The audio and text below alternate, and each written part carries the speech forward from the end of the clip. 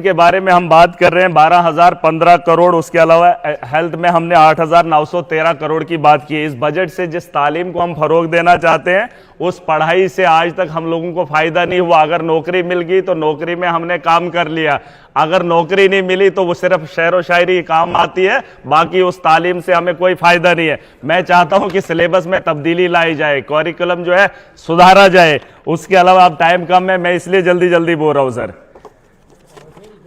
हम चाहते हैं कि अपग्रेड स्कूल होने चाहिए। जो प्राइमरी है वो अभी तक प्राइमरी है, अपग्रेड करना बड़ा जरूरी है। गांव अब शहर में तब्दील हो गए, आबादी बहुत बड़ी है सर, उसके बारे में सोचा जाना चाहिए। 200 रुपए लेने के लिए एक बच्चे ने कल प्रेमनगर में एक आदमी के ऊपर चाकू चला दिया। उस तालीम से हमें यह फायदा हो रहा है कि नशा आम हो चुका है। जम्मू के अंदर 200 रुपया पाने के लिए प्रेमनगर में एक आदमी ने दूसरे नौजवान को चाकू मार दिया सर। उस पढ़े लिखे तालीम याफ्ता के बारे में जो एजुकेशन की हम बात कर रहे हैं, उसके बाद पढ़े लिखे नौजवान के बारे में हमने क्या सोचा है वो भी इस बजट में, इस ये जो पैसा भेजा गया है या एजुकेशन सिस्टम को बेहतर करने के लिए बनाया गया है उसके बारे में भी सोचा जाना चाहिए। उसके अलावा सर एनएचएम और एनआरएचएम, डॉक्टर्स बैठने को तैयार नहीं है। जो पढ़ा लिखा काबिल डॉक्टर है वो बाहर जा रहा है, उसे गवर्नमेंट की सैलरी अच्छी नहीं लग रही है। हमारा जो वेल क्वालिफाइड है, जो वेल ट्रेंड है, बाहर से आया है और अपने क्लिनिक्स पे काम कर रहा है या बाकी जगहों पे धक्के खा रहा है। मैं चाहता हूं उन लोगों को जो है कॉन्ट्रैक्ट बेसिस पे उठाया जाना चाहिए। जिस तरीके से एनएचएम और एनआरएचएम, जब से ये स्कीम आई है, जब से ये लोग आए हैं, हमारे पहाड़ी इलाकों में थोड़ी सी राहत हुई है। गुंदना के अंदर एक्सीडेंट हुआ, मैंने मैडम साहिबा को बोला, चिट्ठी लिखी, वहां पे एक्सीडेंट हुआ, रात 5 बजे का गालबन वाकया था, डॉक्टर वहां पे तैनात नहीं था। फिर जब हंगामा हुआ तो 15 लोगों के ऊपर एफआईआर लगाई गई। जब डॉक्टर वहां पर बैठते नहीं है तो एडमिनिस्ट्रेशन कार्रवाई करती है। जब लोग हंगामा करते हैं उनके खिलाफ तो लोगों के खिलाफ कार्रवाई होती है, डॉक्टर के खिलाफ नहीं। मैं बोलना चाहता हूं कि अगर वो वहां पर नहीं बैठेंगे तो उनके खिलाफ कार्रवाई कौन करेगा। मैंने मैडम को ऑलरेडी चिट्ठी लिखी है। पीएचसी का 20,000 की आबादी है सर, गुंदना का इलाका है, 20,000 की आबादी है, लेकिन वहां पर एम्बुलेंस नहीं है। उसके अलावा मैं बात खत्म करूंगा सर, सोशल वेलफेयर की बात है।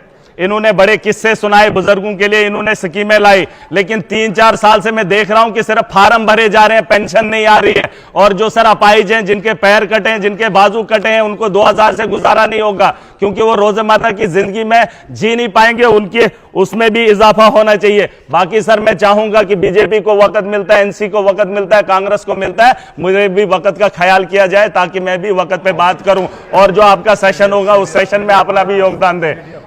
हाँ, सीडीएफ का भी सर ख्याल रखा जाए।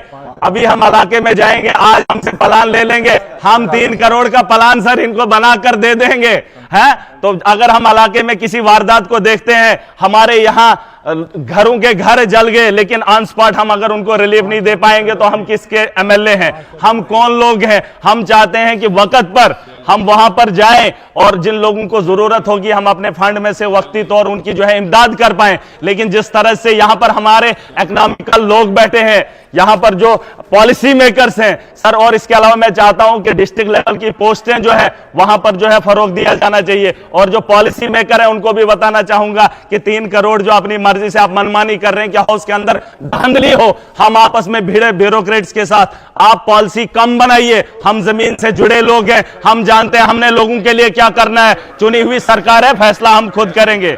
और सैलरी तो बोला हम सब बंद सर, ये सैलरी के बारे में भी डिमांड है, एक रेजुलेशन है, जरूरी है।